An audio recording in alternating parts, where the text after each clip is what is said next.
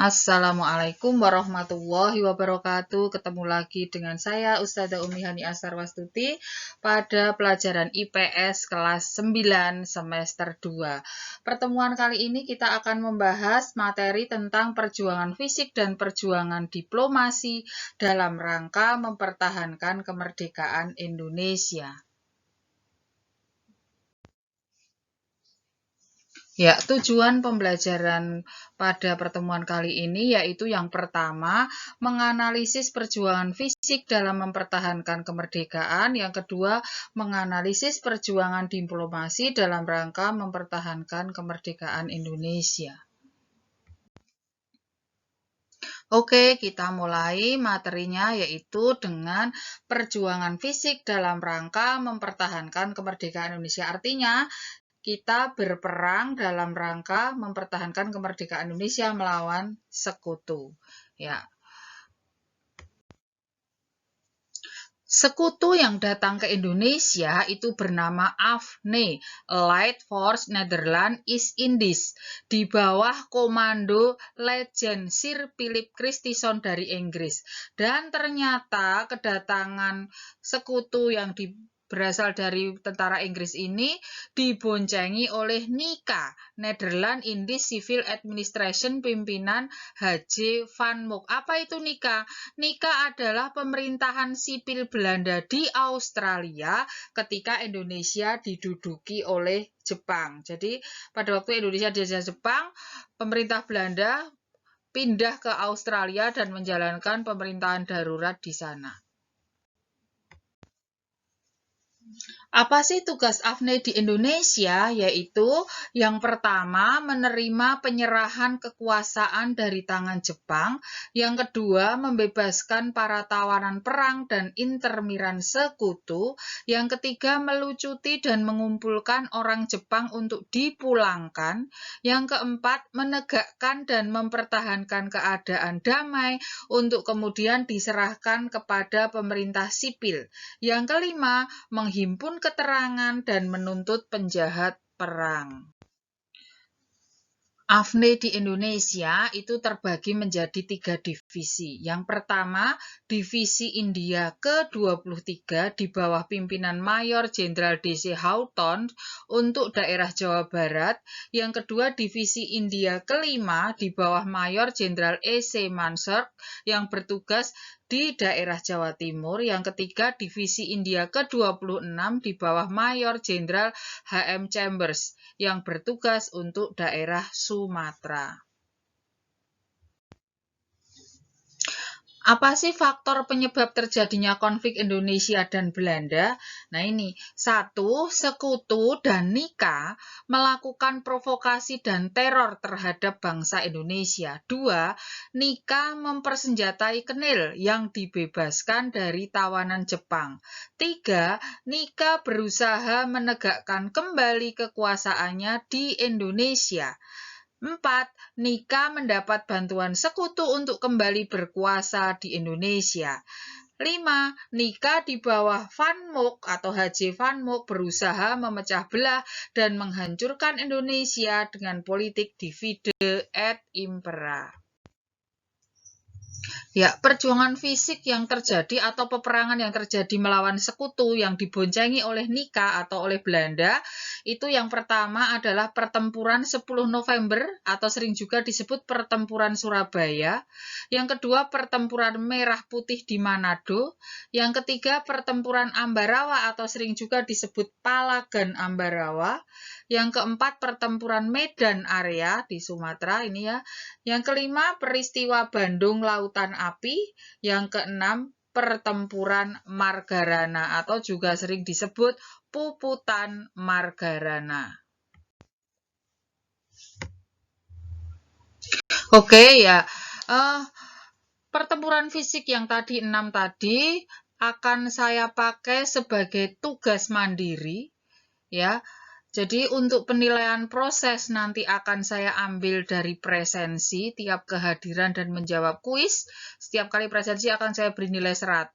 Dan kemudian untuk penilaian produk, ya ini tugas mandiri yang harus kalian buat, yaitu membuat PPT atau PowerPoint secara berkelompok, bisa 6 atau 7 orang. Jadi sekelas nanti terbagi menjadi 6 peristiwa pertempuran fisik atau peperangan melawan sekutu dan Belanda ini ya. Jadi silahkan ketua kelas yang membagi, kemudian orangnya silahkan dibagi sekalian, monggo, atau memilih sendiri, kemudian lapor ke ketua kelasnya, kemudian kalian membuat PPT, kemudian nanti harus dikirim ke GC kelas ya sebagai tugas mandiri. Ya, jadi presensi penting ya. Akan langsung saya beri nilai 100, berapa kali pertemuan nanti saya bagi. Seperti itu ya. Jadi sehingga nanti semoga nilainya kalian bagus-bagus, tidak usah ada remedial lagi.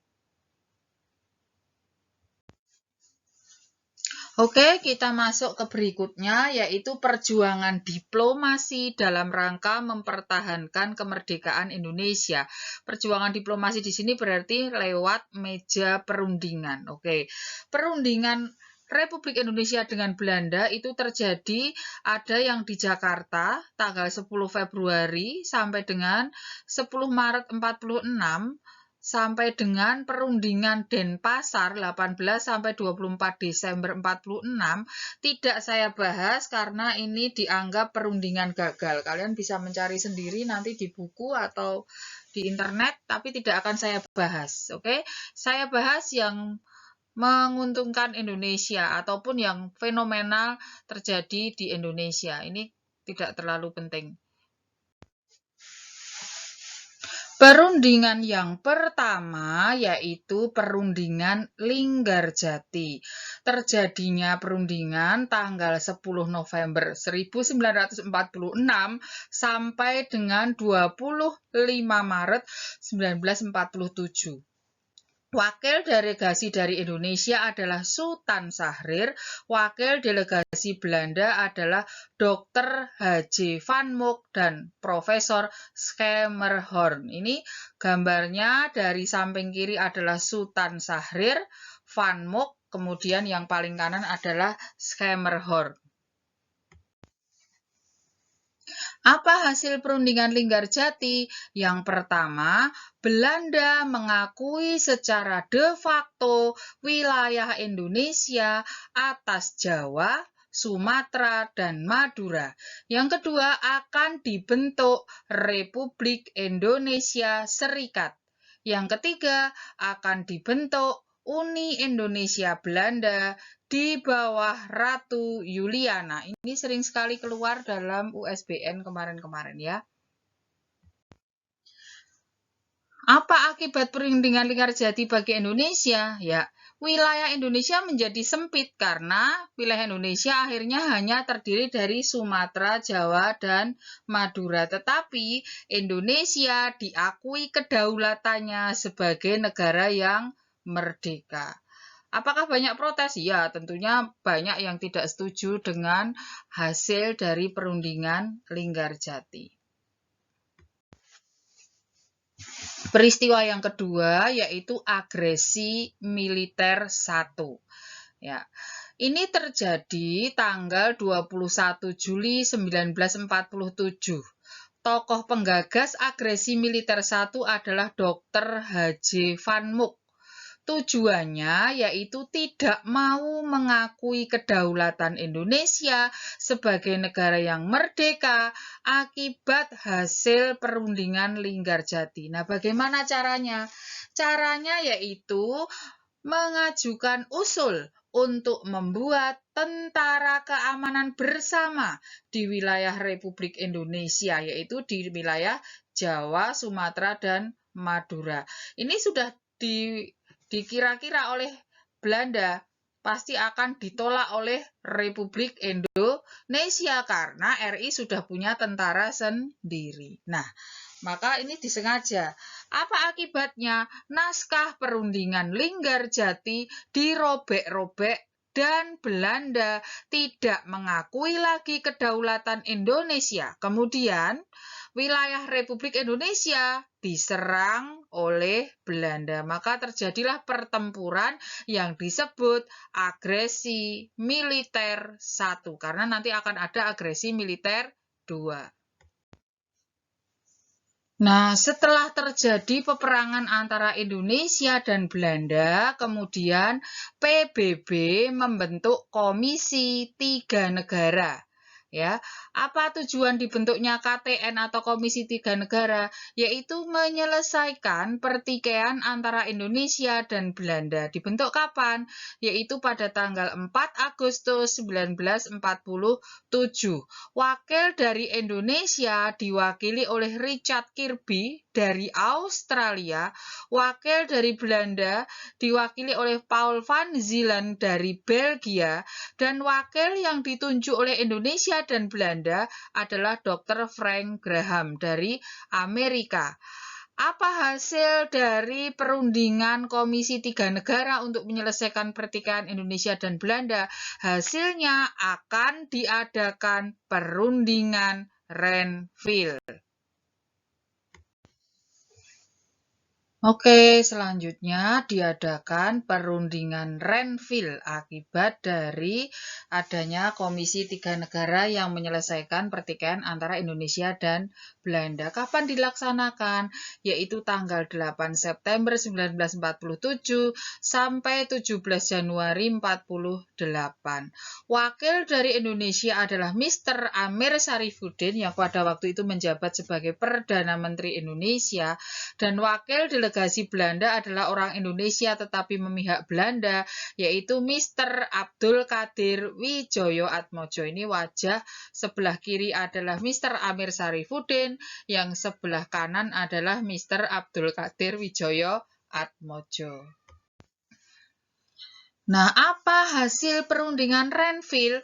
Yang pertama yaitu Belanda tetap berdaulat atas RI sampai terbentuknya negara Republik Indonesia Serikat. RIS atau Republik Indonesia Serikat mempunyai kedudukan sejajar dengan Belanda dalam Uni Indonesia Belanda. RI hanya merupakan bagian dari RIS. Daerah RI yang diduduki Belanda pada agresi militer 1 menjadi wilayah Belanda. Berarti Jawa, Sumatera, dan Madura itu daerah yang diduduki atau dimenangkan oleh Belanda menjadi milik Belanda. Berarti wilayah Indonesia semakin kecil lagi dari Jawa, Sumatera, dan Madura. Diakuinya garis Van Mook, yaitu garis yang menghubungkan dua daerah terdepan yang dikuasai Belanda. Ya, jadi ada dua daerah terdepan, maka wilayah di tengah-tengah dua garis itu akan langsung menjadi wilayah Belanda. TNI atau Tentara Nasional Indonesia harus ditarik mundur dari daerah kantong, maksudnya daerah basis yang dikuasai oleh TNI harus mundur kalau itu wilayahnya sudah dikuasai oleh Belanda. Nah, kenapa sih kok Mr. Amir Syarifuddin bersedia menandatangani persetujuan Renville walaupun isi perundingan sangat-sangat merugikan bangsa Indonesia? Ya, kenapa? Ya, ini karena satu, persediaan amunisi pihak Indonesia, jadi senjata pihak Indonesia itu sudah mulai menipis. Jadi, kalau Belanda menyerang, Indonesia akan kalah karena tidak punya cadangan persenjataan. Yang kedua, tidak ada jaminan bahwa Dewan Keamanan PBB dapat membantu Indonesia menang dalam pemungutan suara. Kenapa? Ya karena PBB isinya sebagian besar adalah anggota sekutu. Nah, padahal Belanda termasuk blok sekutu. Jadi kemungkinan besar Indonesia menang dalam pemungutan suara sangat kecil. Nah, apa akibat perjanjian Renville? Nah, jatuhnya kabinet Amir Syarifuddin, ya otomatis dia digulingkan karena dianggap gagal menandatangani atau menghasilkan hasil dari perundingan Renville yang sangat merugikan Indonesia. Maka jatuhlah Kabinet Amir Syarifuddin. Yang kedua, wilayah Indonesia semakin sempit lagi, sudah hanya terdiri dari Sumatera, Jawa, dan Madura, masih bolong-bolong karena masih terkotak-kotak lagi karena dikuasai oleh Belanda. Padahal daerah yang sudah diduduki Belanda dan dikuasai Belanda menjadi milik Belanda. Maka akibatnya juga terjadi blokade ekonomi oleh pihak Belanda sehingga kita kesulitan ya perekonomian karena wilayah-wilayah tertentu dikuasai Belanda sehingga terputuslah rantai jalur perdagangan di Indonesia. Peristiwa selanjutnya yaitu agresi militer 2. Tadi sudah ada agresi militer 1, sekarang agresi militer 2. Terjadi tanggal 19 Desember 1948 di Yogyakarta. Kenapa kok di Yogyakarta? Karena dengan adanya perundingan Renville, ibu kota Indonesia, Republik Indonesia harus pindah dari Jakarta ke Yogyakarta. Ya, kenapa? Karena wilayah Jawa Barat dikuasai oleh Belanda. Nah, Yogyakarta akhirnya menjadi ibu kota. Ya. Siapa sih tokoh penggagas agresi militer 2 yaitu Dr. Bill. Ini wajahnya Dr. Bill di bawah ini. Tindakan apa yang dilakukan? Yaitu mengumumkan tidak mau lagi mengakui isi perjanjian Renville dan kemudian menyerang Yogyakarta sebagai ibu kota RI. Jadi pada waktu itu yang diserang adalah lapangan terbang Meguwo. Sekarang namanya lapangan terbang Adi Sucipto. Di situ gugurlah pahlawan Adi Sucipto ya. Berarti Belanda benar-benar tidak menginginkan Indonesia merdeka, ya kan? Tidak mau mengakui kedaulatan Indonesia sebagai negara merdeka walaupun wilayahnya semakin sempit tetap tidak bersedia. Nah, apa tindakan Soekarno yang pada waktu itu sudah di Yogyakarta pada waktu terjadi agresi militer 2? Yang pertama, beliau tetap bertahan di Yogyakarta, bertahan di Gedung Agung ya, agar sengaja biar ditangkap oleh Belanda. Pada waktu itu, para wartawan dari luar negeri dan anggota Komisi 3 Negara sedang berwisata di Kaliurang. Sehingga kalau peristiwa tersebut beliau ditangkap terekspos, peristiwa tersebut terekspos secara internasional. Kalau Presiden Soekarno melarikan diri atau menyelamatkan diri pasti akan dikejar, ya kan? Maka dia sengaja ditangkap, biar ditangkap dan pasti akan terekspos secara internasional. Itulah strategi Soekarno pada waktu itu. Yang kedua, dia mengirim radiogram. Ya, kalau sekarang mungkin WA ya atau SMS gitu ya kepada Mr. Safruddin Prawiranegara di Sumatera ini ya untuk membentuk pemerintahan darurat Republik Indonesia atau disebut PDRI di Bukit Tinggi apabila dirinya tertangkap dan Yogyakarta diduduki oleh Belanda. Jadi Presiden Soekarno berkaca pada tindakan Belanda pada waktu Indonesia diduduki oleh Jepang, Belanda tetap punya pemerintahan darurat di Australia namanya NICA ya. Kemudian yang ketiga mengirim kawat ya, ini telegram atau kalau dulu namanya kawat, ini WA internasional gitu ya, kepada Mr. L.N. Palar, yaitu Menteri Luar Negeri pada waktu itu yang sedang berada di India untuk membentuk pemerintahan darurat di luar negeri apabila PDRI di Bukit Tinggi tidak terbentuk. Ya, itulah tindakan Soekarno pada waktu terjadi agresi militer 2. Ya, inilah wajah Mr. L.N. Palar, Menteri Luar Negeri, dan Mr. Safruddin Prawiranegara yang nantinya akan menjadi presiden pada pemerintahan darurat Republik Indonesia di Bukit Tinggi. Nah, kemudian PBB turun tangan lagi untuk menghadapi agresi militer II dengan membentuk UNSI atau United Nations Commission for Indonesia. Dibentuk tanggal 28 Januari 1949. Apa tujuannya? Yaitu menyelesaikan pertikaian Indonesia-Belanda akibat agresi militer II. Apa tindakan yang dilakukan oleh UNSI? Yaitu melakukan tekanan terhadap Belanda untuk menghentikan agresi militernya dan segera mengembalikan pemimpin Republik Indonesia kembali ke Yogyakarta. Yang kedua, menyelenggarakan perundingan Rom-Royen. Nah, ternyata bangsa Indonesia, khususnya TNI, tidak hanya tinggal diam dengan adanya agresi militer II di Yogyakarta.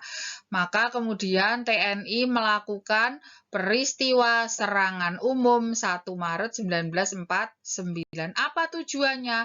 Yaitu membalas agresi militer II untuk mematahkan informasi dari Belanda kepada wartawan asing bahwa ibu kota sudah dikuasai, TNI sudah lumpuh, dan pemimpin Republik Indonesia sudah ditangkap.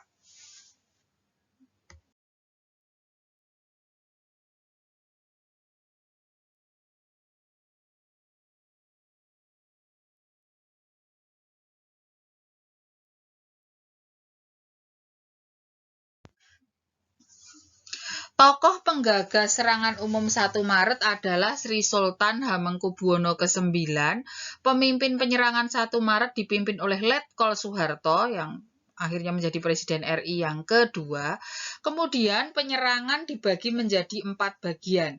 Sektor Barat dipimpin oleh Letkol Vence Sumual, sektor Utara dipimpin oleh Mayor Kusno, sektor Kota dipimpin oleh Letnan Amir Martono dan Letnan Marsudi, sektor Selatan dan Timur dipimpin oleh Mayor Sarjono.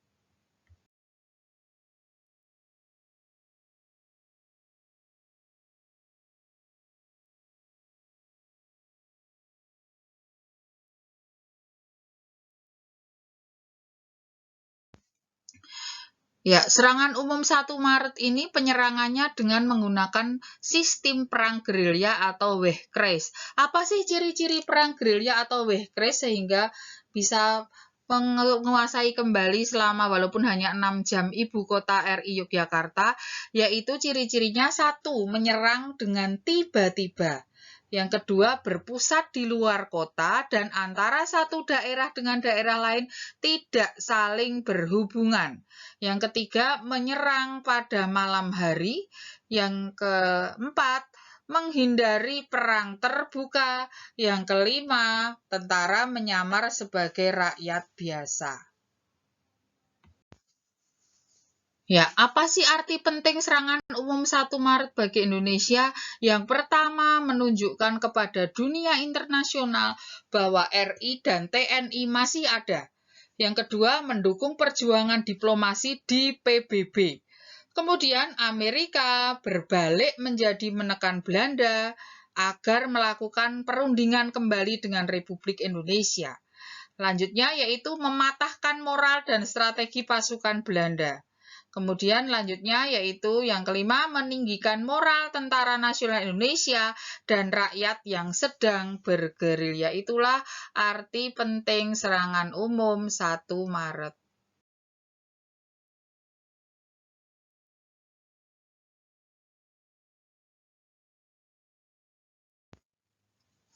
Ya, akhirnya UNSI melakukan atau menyelenggarakan perundingan Rom-Royen. Kapan terjadinya? Yaitu pada tanggal 7 Mei 1949. Wakil delegasi Indonesia diwakili oleh Mr. Muhammad Rom dan wakil delegasi Belanda diwakili oleh Dr. H.J. van Rooyen. Ya, inilah wajah dari wakil delegasi Indonesia, Muhammad Rom sebelah kiri dan yang sebelah kanan adalah Van Rooyen. Apa hasil perundingan Romroyen? Yaitu yang pertama, penghentian tembak-menembak, yang kedua, pengembalian pemerintah Republik Indonesia ke Yogyakarta, yang ketiga, pembebasan para pemimpin Republik Indonesia yang ditawan oleh Belanda, yang keempat, segera diadakan Konferensi Meja Bundar atau KMB. Nah, ternyata sebelum diadakan perundingan Konferensi Meja Bundar, terjadi perundingan inter-Indonesia. Nah, tujuannya yaitu Republik Indonesia dan BFO dapat bekerja sama menghadapi Belanda dalam Konferensi Meja Bundar. Siapa ini BFO? BFO adalah negara-negara bagian atau negara-negara boneka bentukan Belanda. Ya, jadi wilayah yang di luar Republik Indonesia, Jawa, Sumatera, dan Madura itu disebut BFO atau negara boneka atau sering juga disebut negara bagian. Ya, siapa presidennya? Sultan Hamid Al-Ghadri II dari Kalimantan. Ya, perundingan inter-Indonesia ini, jadi kenapa kok terjadi ini? Jadi negara-negara atau wilayah-wilayah yang tergabung dalam BFO merasa tidak suka berada di bawah BFO. Jadi ingin kembali ke Republik Indonesia, maka mereka sepakat bekerja sama menghadapi Belanda dalam Konferensi Meja Bundar. Terjadi dua perundingan, yang pertama di Yogyakarta tanggal 19 sampai 22 Juli 49, yang kedua di Jakarta tanggal 31 Juli sampai dengan 2 Agustus 49. Hasil dari keputusan Konferensi Inter-Indonesia yaitu 1. Negara yang dibentuk bernama Republik Indonesia Serikat. Yang kedua, memakai bendera merah putih, lagu Indonesia Raya, dan bahasa Indonesia. Tanggal 17 Agustus 45 adalah Hari Kemerdekaan Republik Indonesia. Ya, akhirnya terjadilah Konferensi Meja Bundar atau KMB. Pelaksanaannya yaitu pada tanggal 23 Agustus sampai dengan 2 September 1949.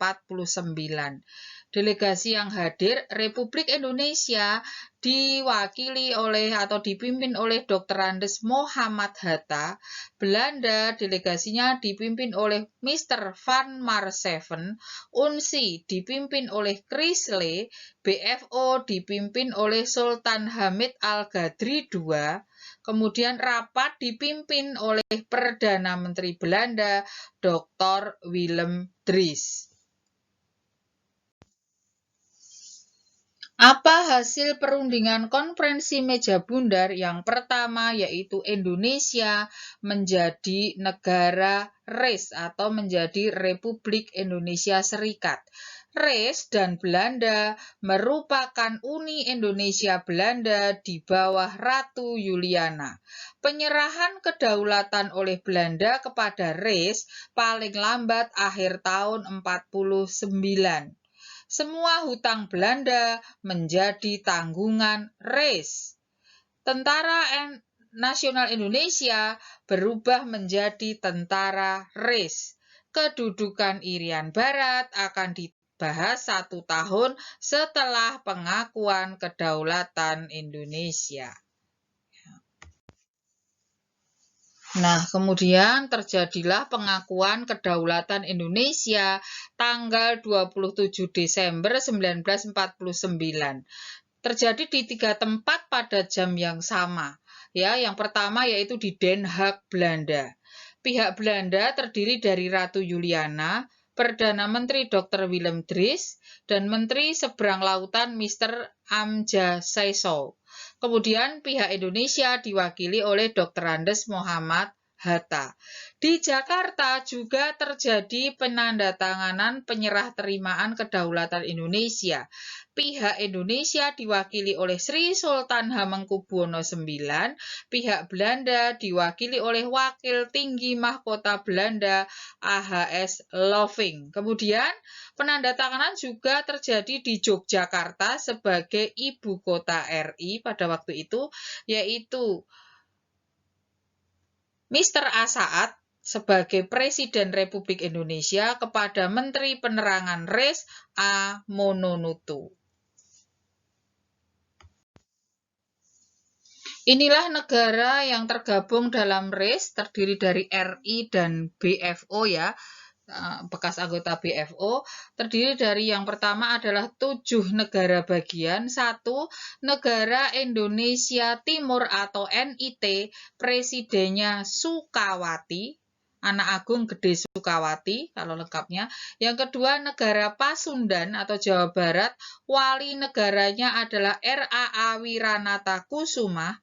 Yang ketiga negara Madura, wali negaranya adalah RAA Cakraningrat. Yang keempat negara Sumatera Timur, wali negaranya adalah Dr. Tengku Mansur.